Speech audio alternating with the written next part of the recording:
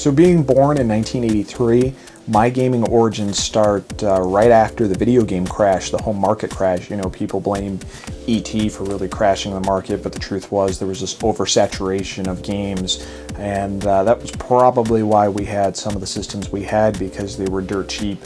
My family wasn't rich, we weren't loaded, we were definitely, you know, maybe a middle-class family, but the first game system I can ever remember actually touching was a Intellivision with its big, you know, phone controller and its little plastic inserts, and playing games like boxing and Dungeons and Dragons, and just being, you know, really tiny. I mean, 1, 2, 3 years old, I can instantly remember the images on the TV being something very, very cool and very appealing to me. And apart from that, I remember being taken to an arcade for the first time, and I don't think it was necessarily for me. I think it was probably something my dad wanted to go into and check out and see what was there. And they let me play one game, and that one game was Rampage. And I thought it was so cool. You know, you're playing as this big oversized monkey, obviously inspired by like King Kong and stuff like that. And you know, you're punching down buildings and you're eating civilians and stuff. And just I can remember very, very vividly the sounds in the background of all the different games, how many people were in the arcade just playing all the different games. And I thought, you know, that's really cool. And it looked so much more amazing than anything that was on Intellivision or even Commodore 64, that it was something I always wanted to get into. And that was really the start of my arcade addiction. And that's why probably growing up and going to arcades later in life, I always wanted to have my own arcade. So being able to have that now, you know, not only just having all this console stuff, but actually having arcade machines and stuff, it's like a dream come true for me, which is really cool. So my golden age of video games starts at the release of the Nintendo Entertainment System. That is the first console that my parents bought solely for me, for my birthday, for my 5th birthday. And I didn't ask for it. I thought Nintendo was interesting. I know I saw commercials on TV and thought it was cool, but my big thing at 5 years old was Matchbox cars. And the mecca of Matchbox, if you will, was the playsets at the time. And the playset I wanted more than anything for my birthday was Matchbox Motor City. And I remember waking up. It was during a work day because my dad had to go to work, and I'd always get up early with my dad and you know, just help him get ready for work. And he told me, hey Mike, we got you Matchbox Motor City. It's sitting right up in the closet in our room, and you're gonna be really excited. So all day I'm thinking I got Matchbox Motor City. And my birthday finally comes, birthday celebration, everyone's home and everything. And I open the thing up, and it's a Nintendo Entertainment System. And I should be really excited about this, and I laugh at myself, but I was disappointed that I didn't get Matchbox Motor City and that I got a Nintendo Entertainment System. But thankfully, you know, that faded because my love for video games picked up, obviously, with being able to play games like Super Mario Brothers, Double Dragon, Castlevania 2. Castlevania 2 was my first Castlevania game. Zelda 2, The Adventure of Link, was my first Zelda game, which is probably why I like it. I thought the first one was so different. I like both of them, but I'm one of those weird people that like Zelda 2.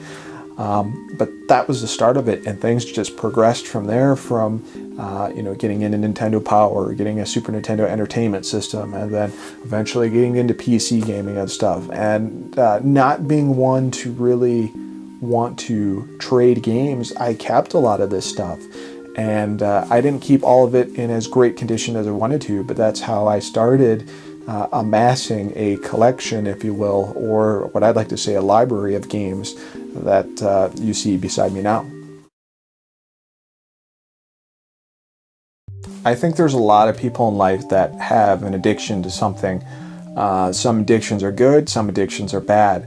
Obviously, there's the bad addictions where, you know, people are doing hardcore drugs like heroin or cocaine, or they're really bad alcoholics and stuff, and they need that constant fix of the consumption of that one particular thing. And that being said, I can understand being addicted to video games. As a kid, I was told I was addicted to video games and that I should be doing other things and enjoy exploring other hobbies and stuff, playing sports and stuff like that. And eventually I did. I went off and started doing pro wrestling stuff, and eventually got into music and actually have had a pretty decent music career. So I have gotten in other things, but there's always been that junkie's fix for video games in my bloodstream, and I can honestly say that that's my addiction. I don't do drugs. I seldomly drink. I drink every once in a while, but video games are my addiction, and I can understand the whole concept of having too much or buying too much, and not making sure that there are other priorities that are taken over in life compared to something you're addicted to. And I've been pretty lucky, as I've been very good at being able to fight that. I also have a wife that would kick my ass if I didn't do that, which is also awesome. It's a very nice deterrent. But I can completely understand video games being an addiction. The difference is, if you walk around and you look at the things in my library, it's there, it's tangible, it's shareable. You can give it to another person can play it, you can enjoy it together, where other drugs, other addictions, you might not be able to do that. A friend of mine growing up, we actually got together not too long ago, and he was pretty big into gaming, but he liked to trade games a lot. And he was also a huge pothead, and his big thing was weed. And he came into this room and he looked at stuff, and he was like, do you ever just stop and think and look at all this stuff and go, how much money have I wasted on this stuff? And I looked at him and I said, have you ever stopped to think and looked at all the weed you've bought and said, how much money have I wasted? And I went, you can't, because you smoked all of it. And you smoke it, it's gone. And that fleeting moment you have for smoking a joint or hitting a bong or whatever you want to do is only there for that amount of time that you have that substance, and then it's gone. You don't have any physical way of showing that it's something that you enjoy doing, and that's unfortunate.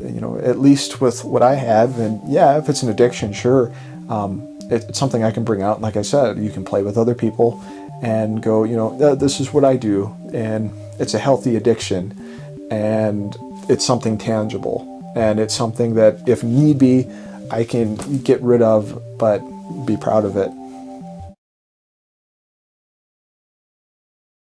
What makes a great gamer? A great gamer, that the whole terminology really depends on how you look at things. Some people see a great gamer as somebody with a high kill ratio, low death ratio on a Call of Duty or first-person shooter. Or some people think a great gamer is someone who excels at fighting games like Street Fighter, pulling off some amazing victories and upsets and stuff. It really depends on the individual. For me, what a great gamer is someone who understands the whole package of a game altogether. From the artwork, from the packaging, from the storyline, from the mechanics of the game itself. Someone who appreciates the very inner workings of a game is what makes a great gamer, because that person can, look at, Double Dragon 1 and Double Dragon 2 and explain to you why the original was better or why the sequel was better and what differences were and how the series kind of evolved and how those games evolved the same kind of games in that genre from that individual game. For me, that's what a great gamer is. And another one is by how many games you've completed. I've completed tons and tons and tons of games. That's kind of a big thing for me, is if you buy a game, make sure you beat it. I know a lot of people who they buy games and they play them a little bit and they've never seen level 4, level 5. They've never seen the ending of it. I can tell you that I've probably beaten about 85% of the games in my library, and that's like 3,000 games. So to me, that's what makes a great gamer.